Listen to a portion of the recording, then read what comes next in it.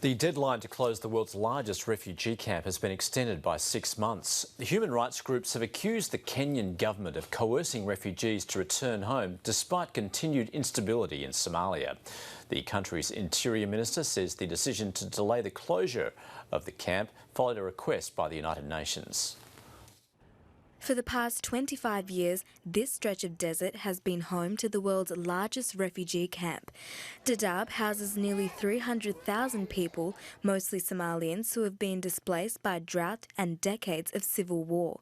But since President Kenyatta's announcement of the camp's closure in May, thousands have returned to the same volatility they were once desperate to flee from. We were repatriated from Kenya to a land where people are being killed, in addition to the plight we are faced with. For months, rights groups had condemned Kenya's decision, accusing Nairobi of forcibly sending refugees back to a war zone. But Kenya has agreed to requests by the UN and Somali government to extend the deadline of the camp, allowing more time for repatriation. Those who've returned, however, say they're still struggling.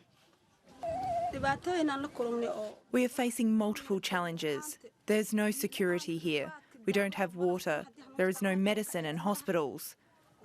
We have not received the money promised to us. We have nothing. Nairobi vowed to close the camp following a spike in attacks by al-Shabaab militants from neighbouring Somalia.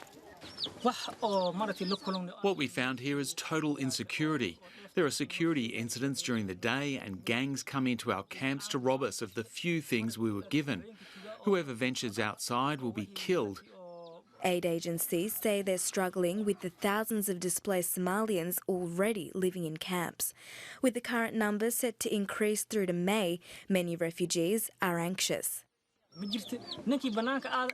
We're appealing to those organisations who looked after us in Kenya for 12 years to come to our aid now.